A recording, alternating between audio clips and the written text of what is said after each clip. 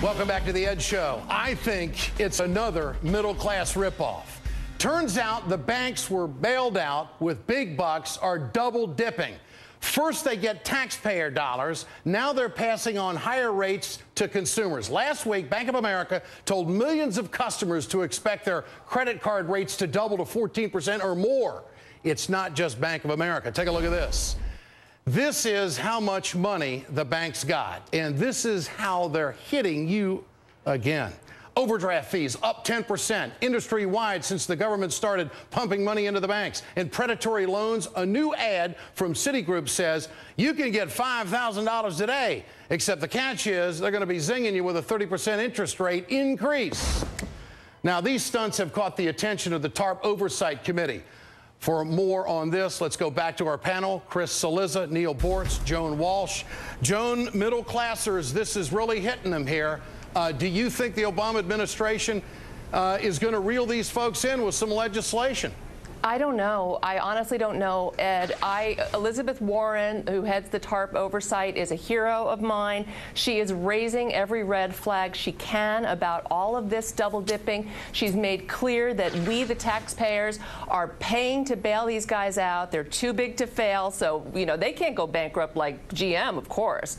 So we're bailing them out, and then they're coming around on the other side and hitting us as consumers with these fees. These fees are mainly going to low-risk consumers, and they really do represent a kind of double dipping, because the explanation is, well, we have to capture, we've got these toxic assets and all these losses. We have to be able to raise prices to make up for that. But the government is helping make up for that. So they get us coming and going, and Obama really needs to pay attention to this. Cillizza, how important do you think it is for the Democrats to get some legislation to reel in these rates before the midterm? I mean, they've got time to get this done. This is a middle-class issue. People are upset about this. What about that? Well, Ed, I'll say with TARP as well as the economic stimulus package, I think the key here, and from a political perspective, implementation. The Bush administration got whacked a number of times for the fact they just didn't implement well on any number of fronts. I think the Obama administration is extremely conscious of the fact that on TARP as well as economic stimulus, it just can't look like in 2010, like we dumped a bunch of money that got spent in ways that we can't really account for. So my guess is you will see them be quite vigilant. I don't know legislation. I'm not sure about that, but I think we'll know more when Congress comes back next week. But I think you will see them be very vigilant, because they know the political price to pay if it looks like the implementation has fallen down and we've simply written a blank check to the country. Neal, what's a good interest rate? Now, if you're the president of the bank, Neal, what are you going to charge? Especially if it's me, the customer.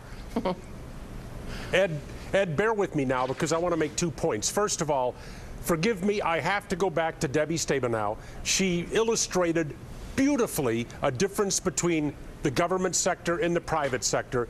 The government sector wants to save, as she said, as many jobs as possible. The private sector talks about as many jobs as necessary. Those are two differences. Now, first of all, on the interest rates, pay off your credit card every month, you don't have a problem.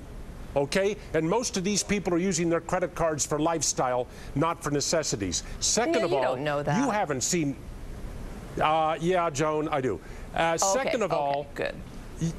You haven't seen anything until you see what happens to interest rates when the private sector has to compete with the government sector in borrowing, as the government sector sucks up all of the available money to pay back our national debt. Well, actually, Neal, the Small Business Administration. Now, wait a minute now, Neal. Actually, the Small Business Administration is lowering rates for small businesses, whereas the private sector is still gouging a lot of small businesses, 8%, 9%, and 9.5% on small business loans. So it's not like the private sector is getting away scot-free here. I mean, I'm all about profit. Well, Ed, I get all that. But 30% interest rate on credit cards on average Americans? Come on, buddy. And people are paying their health. People are paying for health care on their credit cards, sadly. I mean, sure, there are people taking vacations, absolutely. But to generalize and say this is lifestyle discretionary stuff in a recession that may be a depression, that is not what's going on. And they are simply gouging. And Neal, no one is asking questions. I'll give you a response on the way back. Stay with it. I got to run a break. We'll come back. Okay. We'll get more on this. The Republicans bet that gays, guns, and God would lead to landslide victories in the voting booth. Well, they've gotten thumped twice in the last 2 elections. So will conservatives give up on the culture wars? That's next on The Ed Show. Stay with us.